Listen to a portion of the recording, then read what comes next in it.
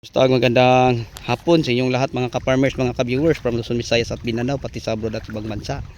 So sa hapong ito, tuloy pa din ang ating pagdidilig sa ating talong na pinapadaan sa gitna. So yung talong natin na isang area sa kabila, kahapon natin pinapadiligan at ito naman ngayon. So ito na po ang huling linya mga ka-farmers, no? Pangtapos na linya. So simula doon papunta din ito ang pangsampo.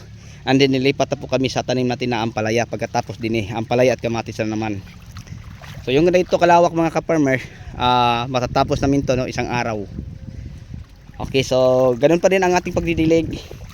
Binabasa ang buong bed, ilalim ng mulching para malamig sa puno ng talong mga ka-farmers. Kasi pag ang talong ngayon ka-farmers magkulang sa tubig, ang bunga nito, lalo na ganitong panahon, sobrang init, 36 degrees hanggang 40 kami din mga ka-farmers, ay madali lang pong mamutla ang bunga. Kaya nga pati gitna ay binabasa namin.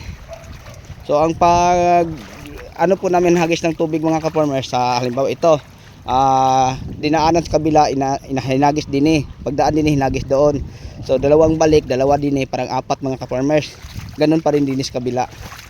So yun po ang aming ginagawa. Kaya yung mga tao natin ay may dala din silang timba panghagis ng tubig papunta sa gitna. Pero yung tubig naman nakakapasok naman po sa ilalim ng mulching. Parang siguradong mababasa ay nahagis din namin. Ayun, nasa nasa ano ng mulching ang mga tubig.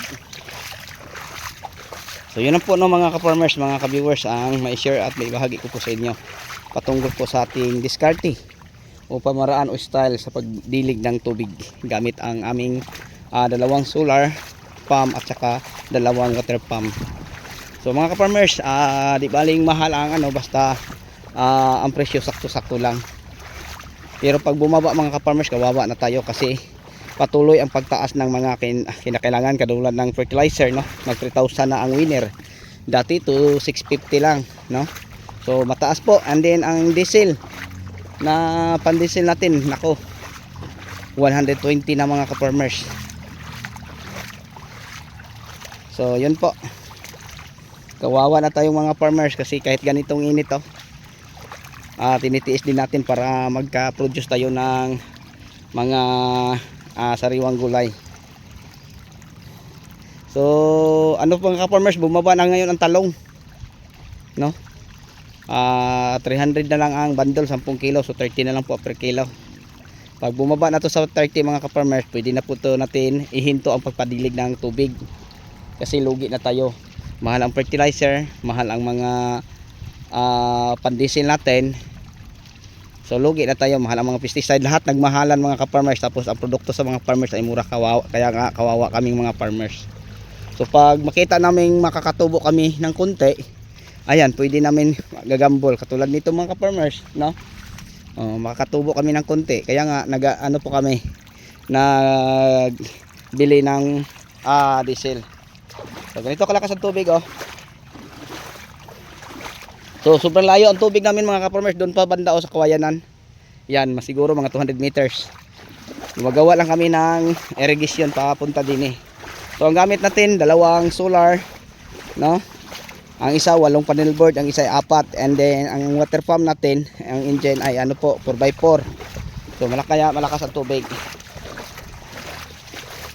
So yan lang po siguro, no, mga ka-farmers, mga ka-viewers, kasi ililipat ko na ang tubig sa sa boundary sa ampalaya at talong. Ito ang talong, panghuli nating linya. Ito ay ang sunod ang na naman, ang ampalaya. Kasi kailangan basahin natin ang ampalaya mga ka-farmers kasi ang variety niya ay Galaxy Max. So napakahirap si Galaxy Max mga ka-farmers, lalo na sa ganitong panahon, napakainit. Mahirap natin palakahin, no? Mahirap. Kaya need niya ang tubig. Katulad dito, kailangan ang tubig na malakas para malamig sa puno ng ating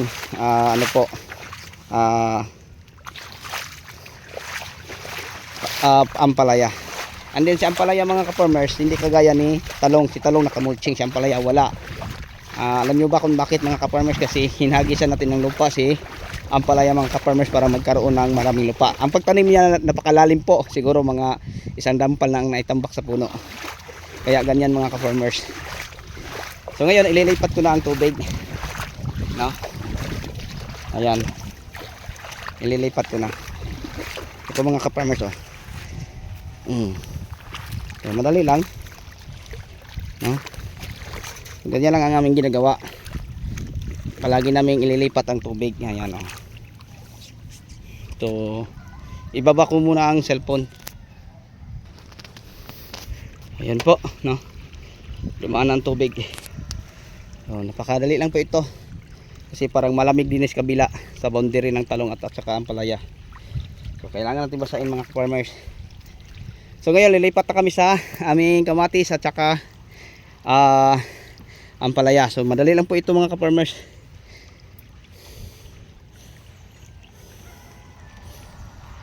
Ilang kwarang na diyan lang, oh. Kaya itong tabok na ang kusog ng tubig dalagan. Kaloti gamay ay nang tamakan.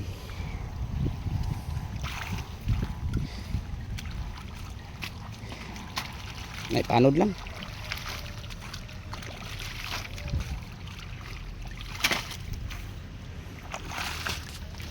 Sumubira.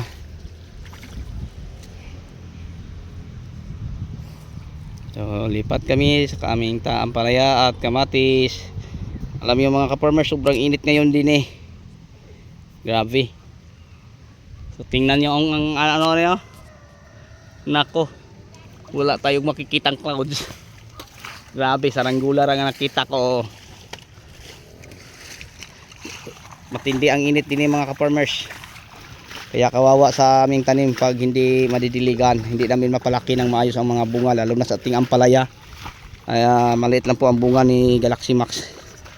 So pag hindi magkulang pa sa tubig, lalo pang lumiit. Tingnan nyo mga ka-farmers, oh, 34 days na ngayon pero nako, ang liit-liit pala nila.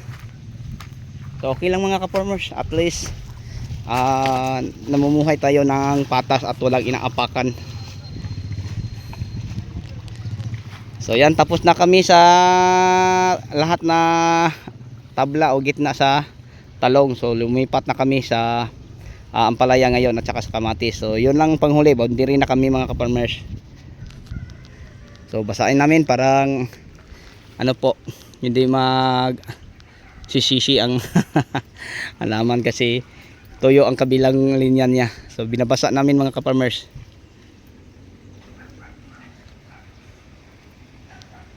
Okay, so bago natin tatapusin ang ating video mga ka-farmers sa pagdidilig, mega love shout out po, no, sa ating mga subscribers, sa ating mga viewers, mga commentator, sharer. So sa inyong lahat, maraming salamat at saka sa patuloy niyong pagsuporta sa ating munting YouTube channel.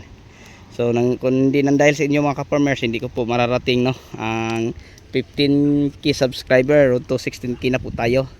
And then 2 million views kape na po tayo mga ka-farmers.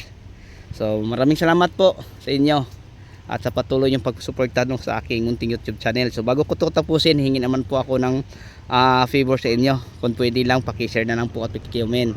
Kung may ipagpagawa po kayong video, pwede din mga ka-farmers, kagaya sa isang request natin, no, kay Lods Nico na taga Surigao, sa ngayon nasa Taiwan siya. So sabi, nag-request siya ng ano sa atin na talong base ampalaya, alin daw sa dalawa ang may magandang kitaan. So pwede yung mga ka-farmers, no, kung may wala pa akong mga content patungkol dyan, pwede natin gawan. Kasi dahil sa inyong tulong at suporta o suggestion, yan po mga ka-farmers, makakagawa ako ng content. So maraming salamat po uli sa inyong lahat. Bye bye and God bless. Happy watching. So see you next vlog.